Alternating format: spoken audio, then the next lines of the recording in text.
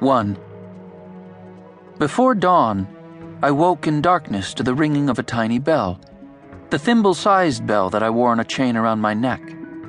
3 bursts of silvery sound, a brief silence after each. I was lying on my back in bed, utterly motionless, yet the bell rang 3 times again. The vibrations that shivered through my bare chest seemed much too strong to have been produced by such a tiny clapper. A 3rd set of 3 rings followed, and then only silence. I waited and wondered, until dawn crept down the sky and across the bedroom windows. Later that morning in early March, when I walked downtown to buy blue jeans and a few pairs of socks, I met a guy who had a .45 pistol and a desire to commit a few murders. From that encounter, the day grew uglier as surely as the sun moved from east to west. My name is Odd Thomas. I have accepted my oddness. I am no longer surprised that I am drawn to trouble as reliably as iron to a magnet. 19 months ago, when I was 20, I should have been riddled with bullets in that big news shopping mall shootout in Pico Mundo, a desert town in California. They say I saved lots of people in my hometown, yet many died. I didn't. I have to live with that.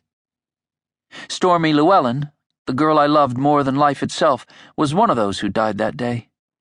I saved others, but I couldn't save her. I have to live with that too.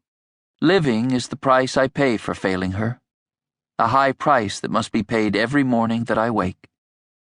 In the 19 months since that day of death, I've traveled in search of the meaning of my life. I learn by going where I have to go. Currently, I rented a quaint, furnished 3-bedroom cottage in a quiet coastal town a couple of 100 miles from Pico Mundo. The front porch faced the sea, and yellow bougainvillea cascaded across half the roof.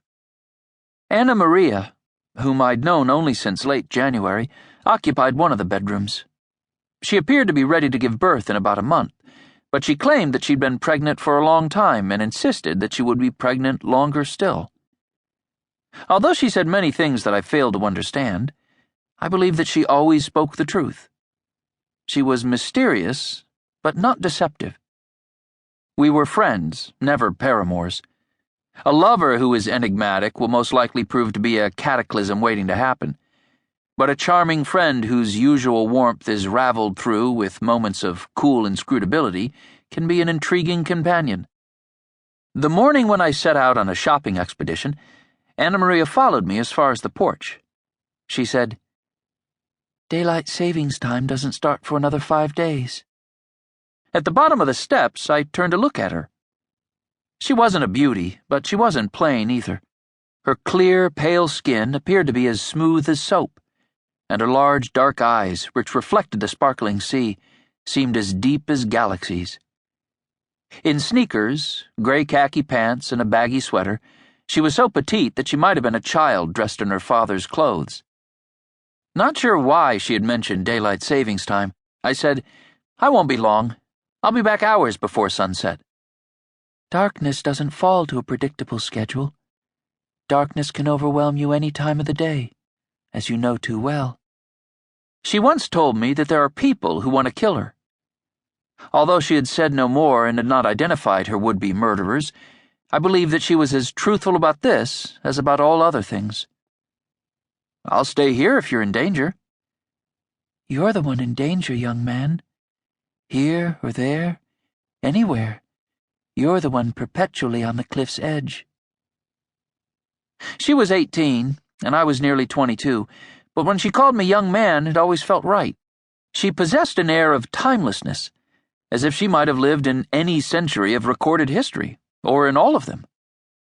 "Do what you must," she said, "but come back to us."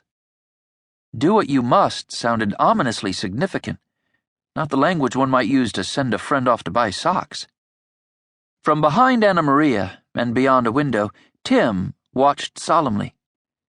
Crowding close to him on the left and right, paws on the windowsill, gazing out at me, were our 2 dogs, a golden retriever named Raphael, and a white German